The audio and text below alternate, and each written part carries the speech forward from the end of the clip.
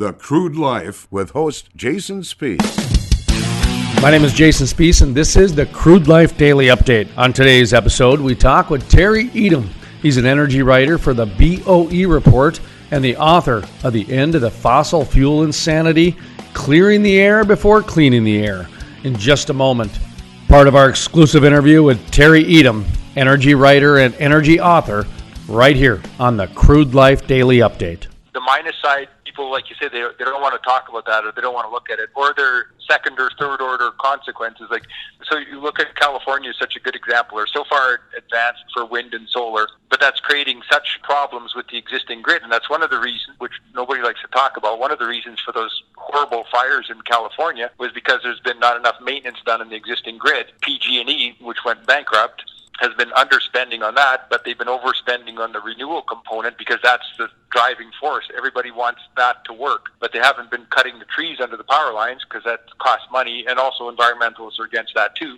So now you have sagging power lines which need replacing, hitting against trees and starting forest fires, and that gets blamed on climate change, which gets blamed on fossil fuels, when the cause is, in essence, too much reliance on solar and wind. And you've heard how often power prices go negative in California, right? Mm-hmm. Like it's fairly frequent. Middle of the day, the sun's shining, and they got a surplus of power, so the existing power suppliers get negative prices. The solar guys don't.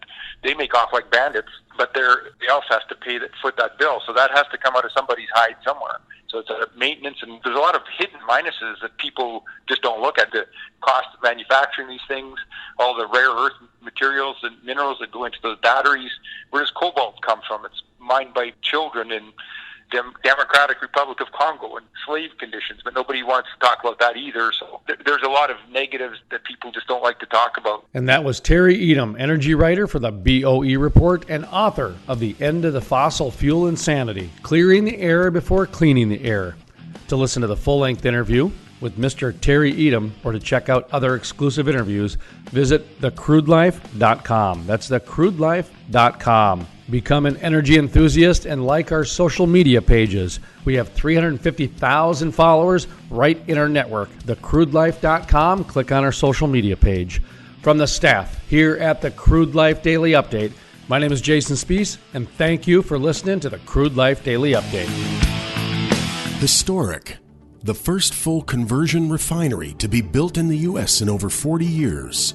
Innovative. The cleanest, most technologically advanced downstream project ever. The model for future shale basin projects. Groundbreaking. With construction resuming in early 2019. The Davis Refinery. Jason Spiess, the most trusted voice in the Bakken. I totally agree with you, and the word that you brought into this is fact. You tell the facts, and then you let people make up their own minds. You want someone who's competent. You don't want to get a bunch of rookies. Love listening to Jason Spiess on the radio, and if I miss him there, I catch him online. Let's bring in Jason Spiess, who is a multimedia journalist in North Dakota. Jason, what's your thought on this? No one does an interview like Jason Spiess.